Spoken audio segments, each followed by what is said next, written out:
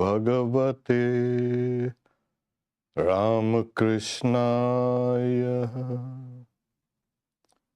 Om. Salutations to Bhagavan Ramakrishna. Sri Ramakrishna's devotional teachings. We are on the third chapter, second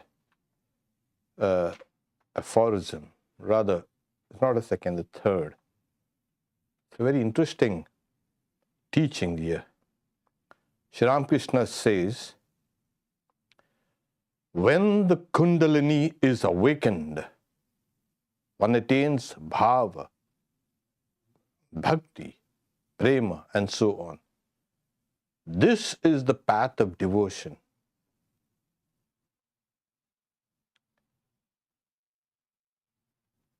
So long we thought that the awakening of the Kundalini is yoga or whatever, the other spiritual disciplines that actually have techniques in order to awaken the Kundalini. Sri Ramakrishna says, this is the path of devotion. The path of devotion is when the Kundalini is awakened. Now, people have some strange ideas of Kundalini. Swami Vivekananda also, to quote him, says that the awakening of this Kundalini is, he says, thus the rousing of the Kundalini is the one and only way to attain divine wisdom, superconscious perception, realization of the spirit. The rousing may come in various ways through love for God. Here, even Swamiji in his teachings concurs. It is through love of God that the Kundalini is awakened. He also says, through the mercy of perfected sages, or through the power of the analytic will of the philosopher. Now, this itself shows that the awakening of the Kundalini, now let's get the term correctly translated. It is called coiled up power. Coiled up, coiled power. There's a power within us that is coiled. What do you mean coiled? It is dormant, it is sleeping. So when this sleeping power is awakened, it uncoils itself. That is the, and as Swamiji's explanation is, it can come through love of God, to the mercy of perfected sages. Yes, this also has happened and will happen in the future. And he's saying, through the analytic will of the philosopher, that is Jnana Yoga. So, yoga in all its forms, including bhakti, will start crystallizing when the power, that coiled up power, the dormant power is awakened within you. What is this coiled up power? It's a spiritual power, that's a spiritual energy that's sleeping within us. And how is it roused? As we have seen, love of God. When the Kundalini is awakened, when the coiled power is awakened, one attains bhava, that is bhava samadhi, bhakti, devotion, prema. That's the very crest of bhakti, and so on. This is the path of devotion. a lot of people have these other misconceptions because this power of Kundalini is spoken of in symbolic ways. That's the only way you can really understand this, but it's through symbology. And the symbology has to be learned. You can't understand its significance. What the symbol symbolizes cannot be understood through reading of books or diagrams also. Sorry. It has to be learned from a teacher. And because of the various misconceptions, we think it's very easy. It isn't. It is easy and natural. If you approach this power within you with any ulterior motives, that power will become destructive. If you approach that power which is within you through love and devotion, it is constructive. It will lead you to the highest good. So you cannot misuse this power in any way.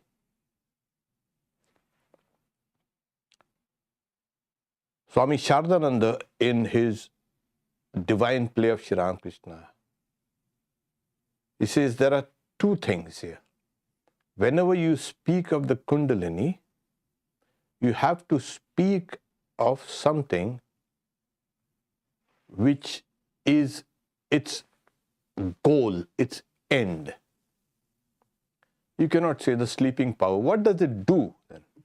It's sleeping. Yes, and when it is awakened, what does it do? So in the mystic, you can say explanations of this power. On the very top of the head is a 1,000-petal lotus. No, we don't see any lotus. It's not. Again, I said it's symbolic and it's mystical symbolism. So there lies Shiva, and the Shakti aspect that is coiled is being attracted by Shiva. And the Shakti, when awakened, rises to that point. Its culmination. You just cannot have, speaking of Kundalini and just Kundalini. You have to speak of the 1,000-petal lotus in the top of the head. Okay, I think that is. What do you mean top of the head? Like I said, we don't have any top of the head, any lotus here. We carry a lotus, all right, that's a different thing, but that's not what is meant. What is meant is all ordinary perceptions in this world, thinking, feeling, willing, etc., happen in space, and this is called the great space outside. When the slight awakening happens, it happens in that mystic, that psychic, the mental space. And when that power joins itself to the ultimate, Shiva and Shakti, then it happens in the consciousness space. So these things are of different realms. So how does it happen? You see, through the love of God, through the grace of a perfected sage, or through yoga, etc. But ordinarily, just to explain it a little more so that we can. Swamiji says, it's better to quote him, otherwise people will quote me. According to the yogis, there are two nerve currents in the spinal column called Pingala and Ida, and a hollow canal called Shushumna running through the spinal column. At the low end of this hollow canal is what the yogis call the lotus of the Kundalini. They describe it as triangular in form, in which symbolical language of the yogis, there is a power called Kundalini, coiled up. When that Kundalini awakens, it tries to force a passage through the hollow canal, and that is rises step by step, as it were, layer after layer of the mind is opened up.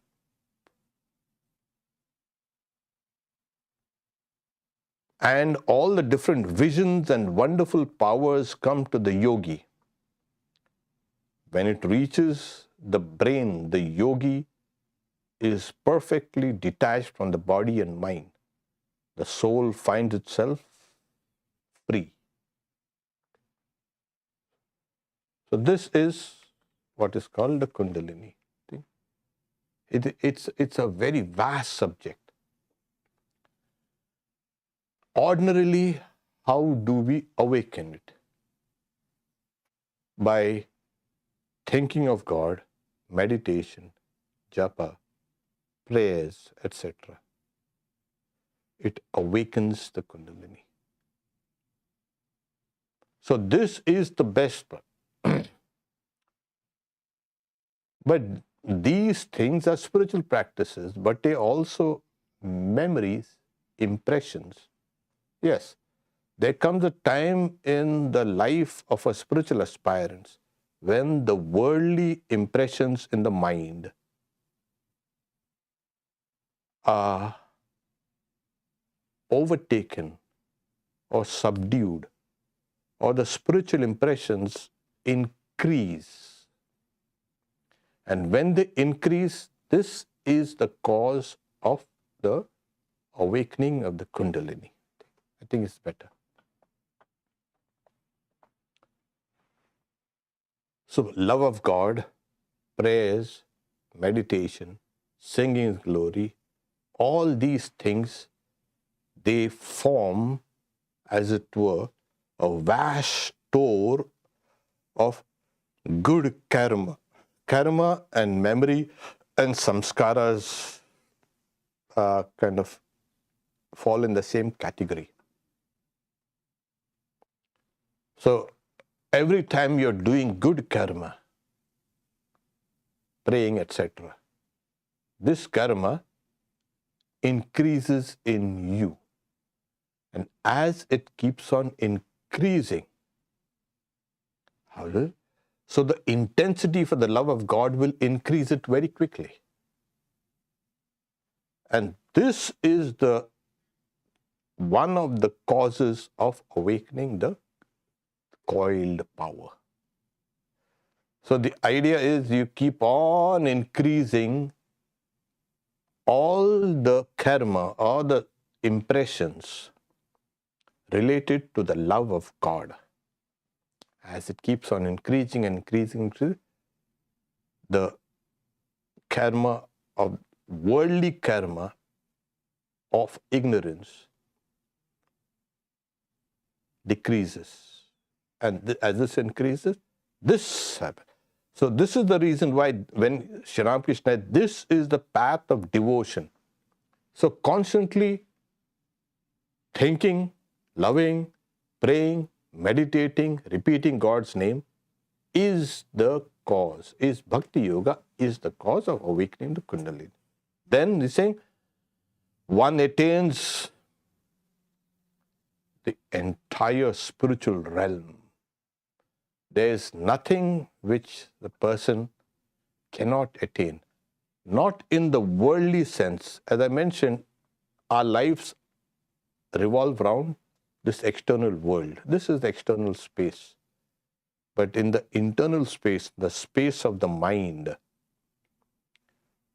that person attains everything. As Swami said, layer after layer of the mind open up, visions after visions are seen, and you will see the universe in its subtle and causal forms. This universe appears like this. But when the coiled up power is awakened, you will not see this like this. You will see it differently. You will see the very subtle causes, the subtle universe you will see. And when the coiled power reaches its culmination, what happens is that person has conquered all duality. It's a culmination of bhakti. So bhakti can take you to the highest non-dual state. This is karma yoga. This is a path of devotion. So Sri Ramakrishna, Eri Nam Bhakti Yoga. This itself is Bhakti Yoga. So why is this awakening of the coiled power so important? Yes, it's important, as we say, otherwise there will be no yoga at all. No real spirituality.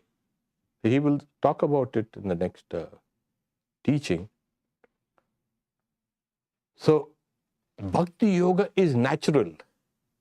That's why it's the safest. The safest and the best way to awaken your own powers. I mean, the powers that is in every living being. Only in the humans can this power be awakened. Yes, this is one of those great things that we have. As human beings, we have the capacity, we have the eligibility to awaken and to reach the final goal. But we have neglected it, and as a result,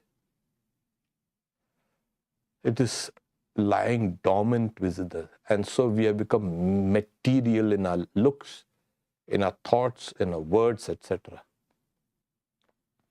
But it is so difficult. Yes. Swami Shivananda, one time he says, Sri Ramakrishna, through his intense spiritual practices, has awakened the Brahma Kundalini, the cosmic Kundalini. Like we all have a coiled up power. There is a cosmic coiled up power that Sri Ramakrishna has awakened.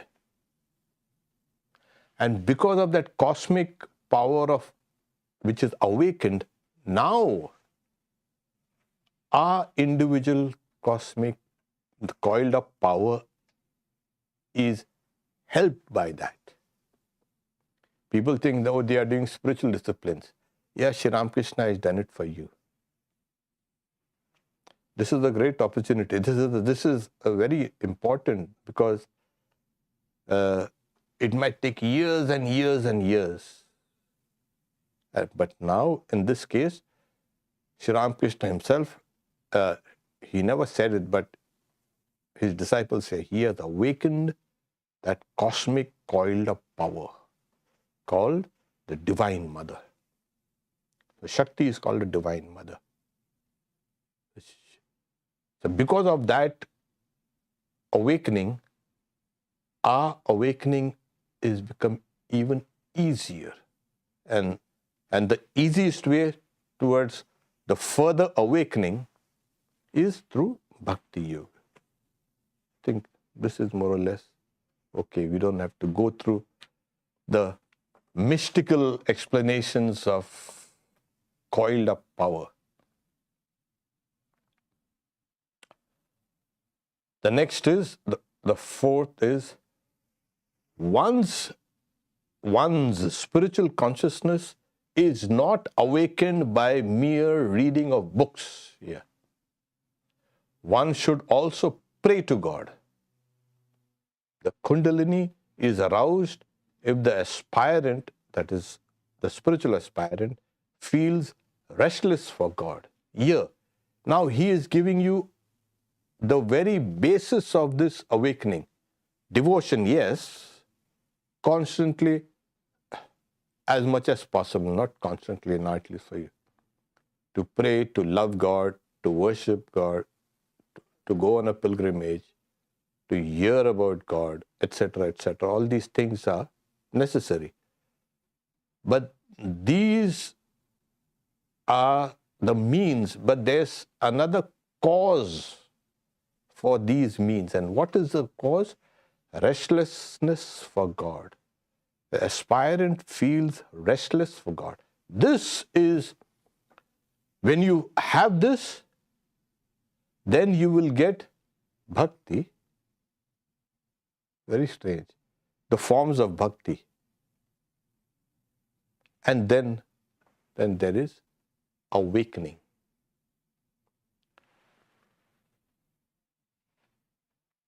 How does the restlessness for God come? Again, it comes by the grace of God, nothing else. Yes, you can adduce it to things that you have done in your past lives, etc., etc. But we are not going there. Sometimes in a person's life, a person comes to one point in her or his life when they ask, is this real? What is the goal of human life? What is human destiny? Where have I come? Where am I going? These questions, they come. Even before the restlessness for God comes, these questions come up. And in many minds, these questions, they will come and they will go. In some minds, these questions become very persistent. And not only persistent and strident, they keep on calling on you again and again. Hey, this problem hasn't been solved. Why is this? It's because our soul is in a way it knows it's trapped. Very few people, when they get trapped, say, they will sit down quietly. They will struggle. Always. So this restlessness for God has another cause. And what is that? A feeling of bondage. Something is not right. Say you trap a bird and throw a net. The bird, what it does it keep quiet? Some birds will keep quiet. Generally, they will try to escape. An animal or anything. You try to catch anything, and first you'll try to struggle to escape. The soul also, at one point of time at least once, the lucky ones get it multiple times. It will struggle against some of this bondage. Why all these things? Look at all the galaxies and stars and planets and all. You wonder, who is this? For what is this? Where has it come from? If you're only interested in eating and drinking and sleeping, these things might not come. They don't come, actually. Or they will come and go. You look at the universe around and you wonder, what is this? Where is my place here? What am I supposed to do? These questions cannot be answered on ordinary levels. You will give scientific explanations, this and that, by chance and by this and that, and the Big Bang, etc. Yes, keep on. It will not satisfy your heart. So then you start struggling to know. The moment you start struggling to know, then you are led. There must be something higher there. There must be some answers. And then begins the whole process. So restlessness for God is the beginning of devotion, prema, etc., and also the awakening of Kundalini. Say, the Kundalini is aroused if the aspirant feels restless for God. This is what it is. If you feel restless, if you want to know what is restlessness? Restlessness comes when you do not know. Calmness comes when you know. So you want to know. So this restlessness for God is not just plain restless. Oh, I'm so restless. I cannot sit down straight. I cannot sit down quiet. That's not that. There is that inner kind of restlessness which is brought because of ignorance, and you want to throw it out. We are always struggling to push away ignorance. Always. And when we can succeed in that, then restlessness goes down. But when that spiritual hunger takes over, then no reading of books. One's spiritual consciousness is not awakened by mere reading of books. Then you say, one should also pray to God. So reading of books, of course, listening to talks, meeting people, discussing this, and then pray to God. Prayer. So this is what. So he is not discounting, Sri Ramakrishna is not discounting the usefulness of books, etc. But Sri Ramakrishna himself says, the almanac predicts, rainfall so much for a year. So much of rainfall is going to fall in this year. Ramakrishna used to say, but if you squeeze the almanac, you will not get one drop of water. So books, if you wring them up, you will not get love for God through that. For that, one must feel restless for God. And that comes again, prayer. So when you're faced with this ignorance and you're trying to push it away, then what do? You feel that there is a higher power, and then you start praying to it. There is something that tells you that there must be something. How do you know? Oh, there are so many people who have written books and who have said that they have seen something higher. There is a spiritual realm. And that is what keeps. There's a reason why the lives of saints and sages from any and every culture are very inspiring, because they have gone through that struggle and they have come out of that struggle and they have attained that. So there is evidence of these people who have struggled. It's not a useless, meaningless struggle. Maybe it's an illusion. Yeah. Maybe knowledge and Kundalini is an illusion. Yeah. There are some people who will say that. And for them, their life is real. And they will find that it's exactly opposite. So this is what Sri Ramakrishna, one's spiritual consciousness is not awakened by mere reading of books. That's a starting point. You hear something, you learn something, and you start reflecting on it, and that starts. Is it true? Is it what? What is this? One should also pray. Then comes prayer. And Bhakti Yoga, they emphasize on prayer. And many people think, oh, prayer, everybody prays.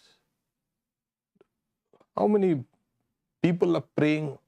At this moment, there must be billions of people praying. You think every prayer is answered?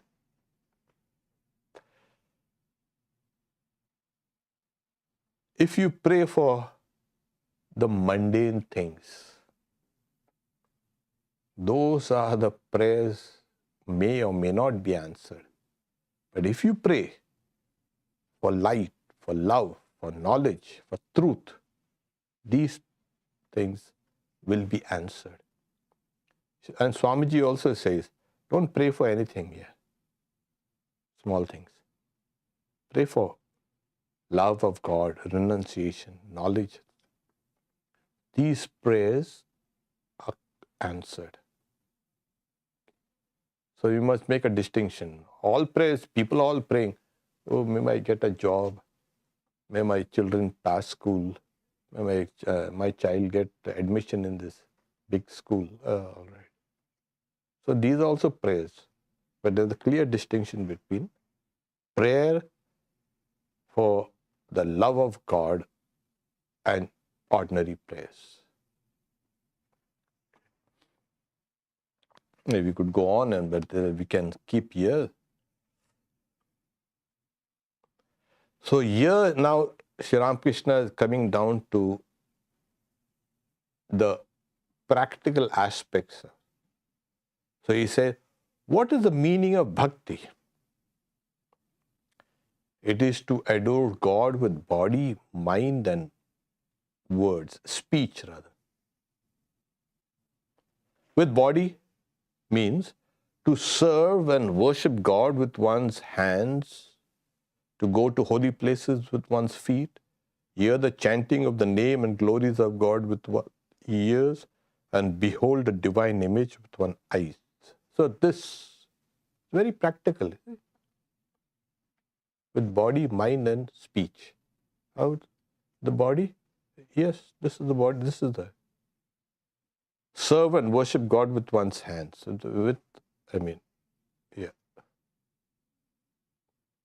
What do you worship? Yeah, wave a lamp, wave an incense, prostration, sit down quietly, look at God.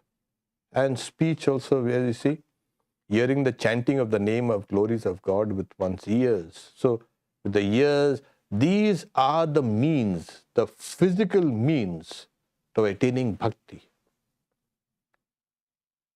With mind means to contemplate and meditate on God constantly and to remember and think of.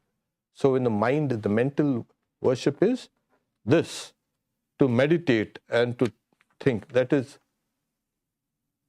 and to think of His divine play. With words means to sing hymns to Him and chant His name and glories. To do all these things is Bhakti Yoga. It's very simple. Now even a child can understand, oh, this is the mean, the body, the mind and speech. Yes. And to look at something, look at the image of God, think of it. And you use your ears. Listen to the glories of God. Yeah, now people, when they've got these headphones constantly on, I think maybe when they sleep also they have that. But they are listening to all crazy things also. So we're not talking about that. It's not just mechanical. When you are chanting the names of God or you hear that words being chanted, they have a power in them. So ordinary speech, all ordinary speech has behind it power. Why? Because behind it there is a mind. And the power, what power is that?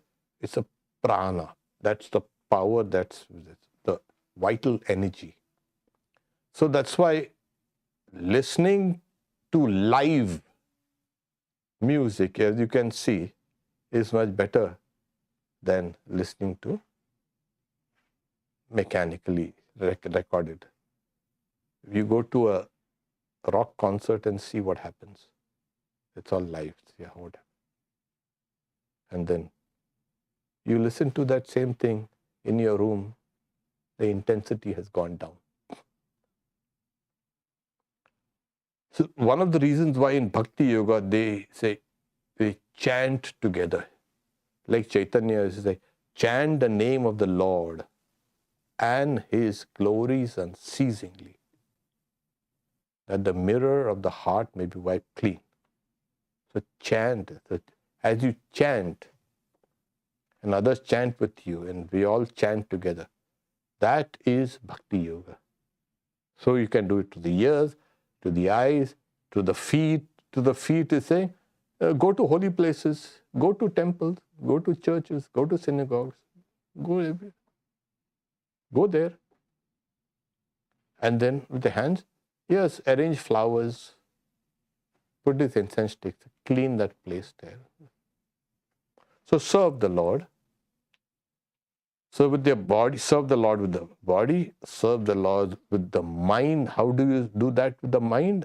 Meditate, contemplate, and meditate on God constantly, and remember and think of His. So when you're not concentrating, you're thinking of God in different ways, different plays that He has enacted all through His incarnations, and sing Him. So through body, mind, and speech. This is called Bhakti Yoga. What is the meaning of Bhakti? Does it happen? Yes, somehow intuitively you understand now there is a higher power that is guiding me. That is what is telling me in a way, informing me, educating me, enlightening me. So that person has a tremendous faith. So that faith comes, faith in the words of this, faith in what that person does. If the person does not have faith in oneself, first faith in oneself that what I am doing is right, is true, 100%. Then comes that faith in God. So one's actions then are completely transformed when there's faith. So what is that faith?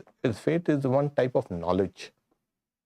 You cannot say it's a sensory knowledge. It's even for more higher than sensory. It is a kind of an intuitive knowledge. You have that faith. That sometimes that faith becomes a burning faith. And this is what all religions have spoken about. Religion starts with faith, but not a blind faith. It's not a belief. Faith is different from belief. So you have that higher intuitive understanding, and you can mold your life now on this. So this, what Sri Ramakrishna says, is molding your character, your life, according to that higher entity or perception, your own perception of that. You will find, yes, I can understand this now. I cannot articulate, I cannot tell anybody anything. It's very difficult to tell anybody. Especially of spiritual feelings is very difficult. But you feel it, you know it. And this faith grows and grows, and then your body, mind, and speech will follow this bhakti, this faith. We can stop here for today. Before we go, a few announcements. Sunday, as we know, is Holy Mother's luncheon. It will be at Tapovan. Swami Chaitanya, a very senior monk of our order, he is the author of many books. He's going to speak on dynamic meditation on Holy Mother. It includes music and children's play and a potluck luncheon. So space is limited. Please register. Saturday is 10 a.m. is monthly Karma Yoga. And also those who are kind of good to go there and do some prep for the Sunday event are welcome. Friday is self-knowledge, Atma Bodh. And Thursday is the Gospel of the Holy Mother, reading and discussion via Google Meet by Swami Brahmatmananda. And after Sunday, we take a summer recess. We'll pick it up again on September 4th, September 6th. In the meantime, this book, as we have seen, our Wednesday's class will be shifted. The Holy Mother's reading on Thursdays will be shifted to Wednesday. And we will take this up later. When? Let's hope it happens quickly. So this will be the last class, this pre-recess.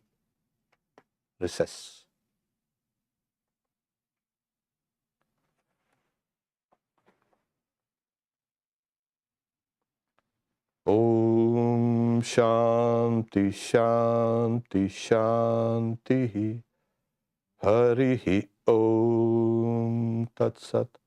Sri Ramakrishna